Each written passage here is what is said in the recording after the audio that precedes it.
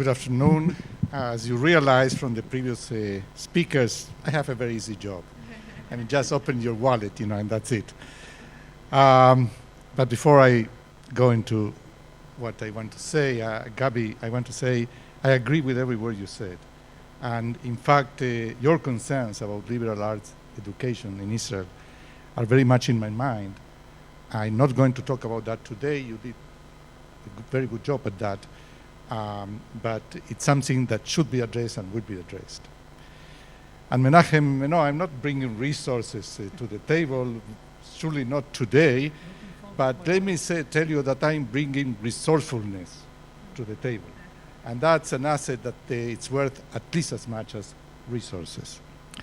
So the question you put to us, Menahem, is can we, meaning the academia in Israel, be up to the standards of the highest institutions in the world? And let me answer with the echo of January 2009, yes, we can. And I say that firm and loudly, yes, we can. And moreover, we don't have an alternative, so it will happen. And I say that we being fully aware of what that means. And I'm not running for election. Why do I believe that? Because we have the potential, the demonstrated potential. How do I know that? Excuse me, Gabi, I'm going to point at you. You know how many Gabis are there in the United States and some in Europe? About 1,200. Over 1,000 Israelis, perhaps not as brilliant as you, Gabi, but they're about. That's an enormous resource, unprecedented in terms of percentage of the resources we have in this country. We have something like 4,500 faculty at the universities, not at the colleges, okay?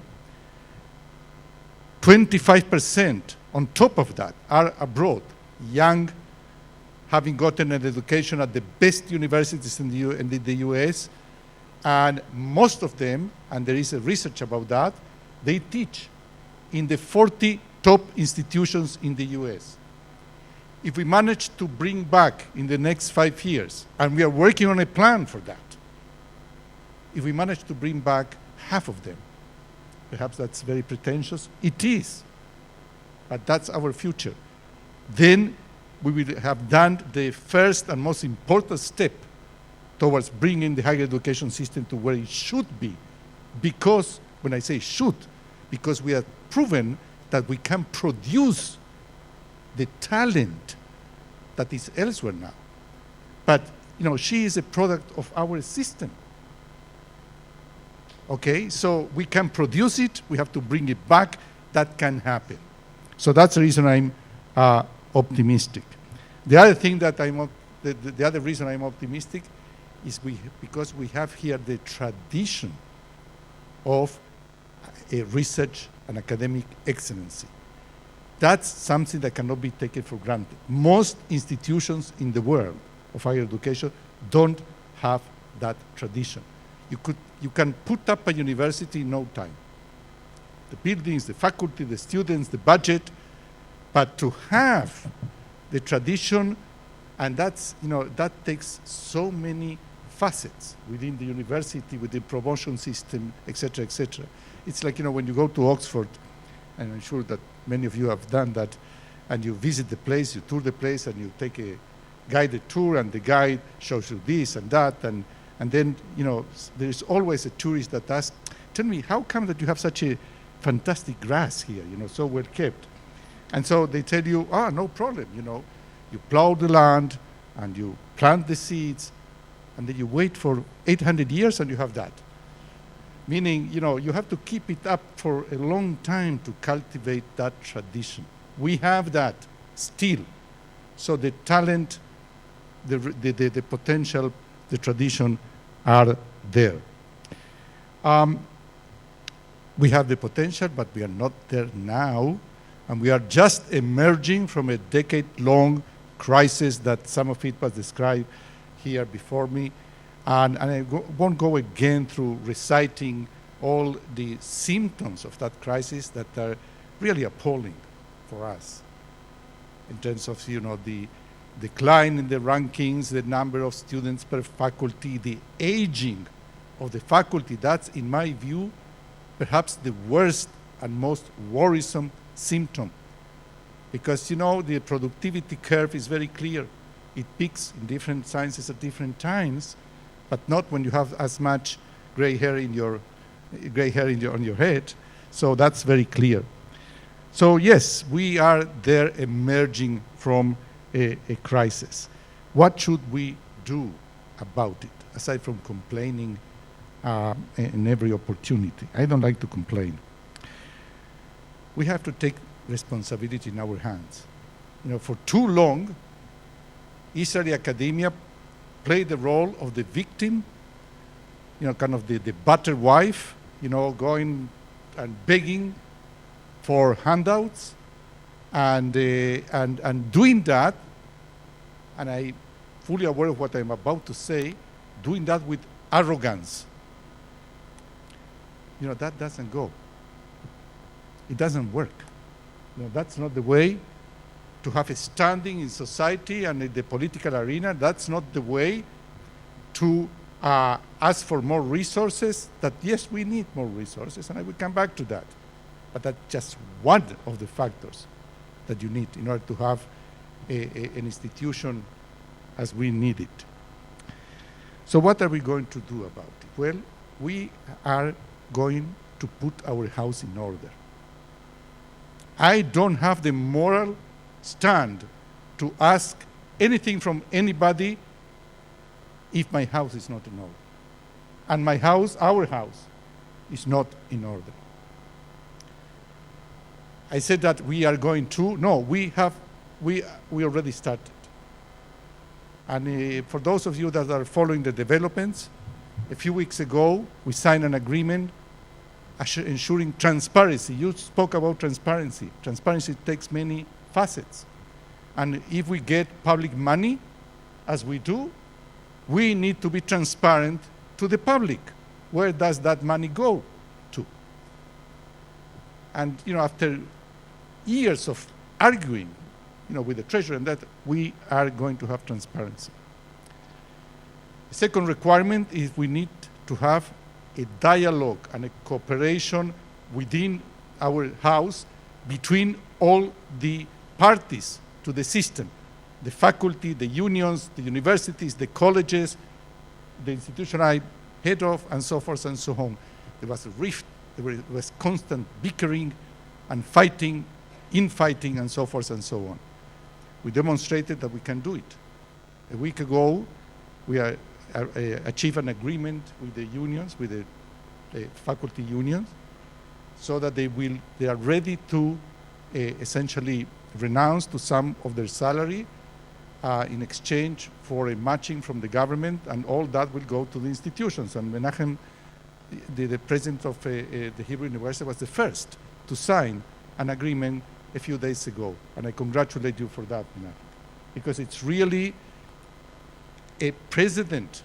That's the way we should act. We have to take responsibility to our fate and not just ask for others to save us. So things are happening, and more of it is coming.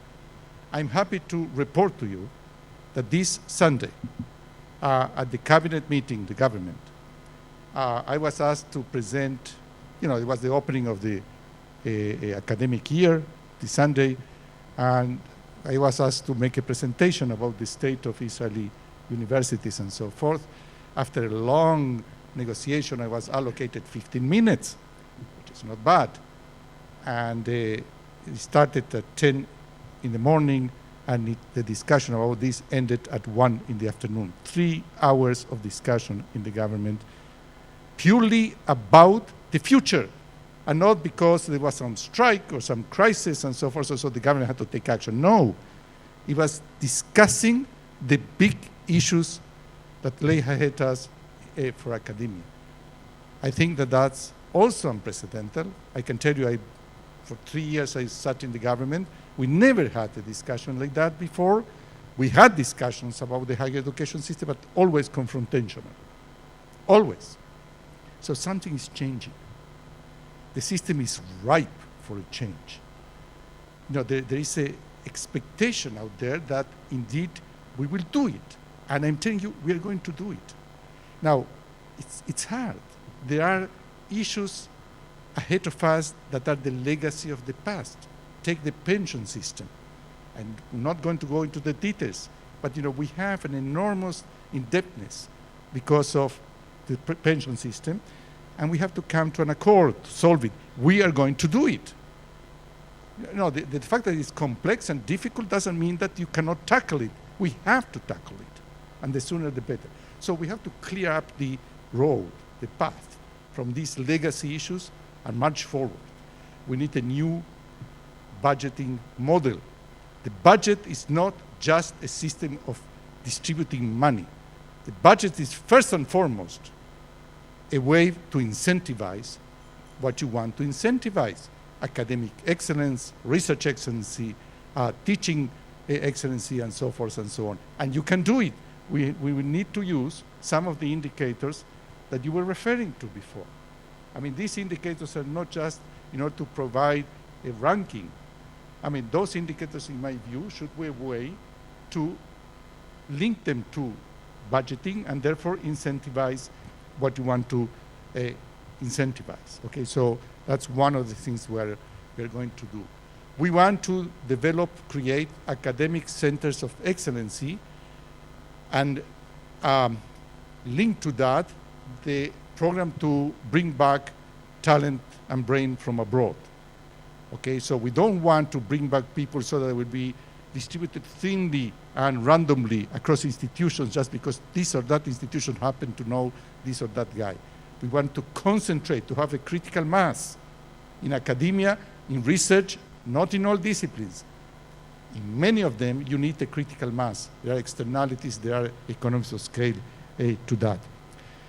Somebody said, I think you said that the P of planning is missing. Yes.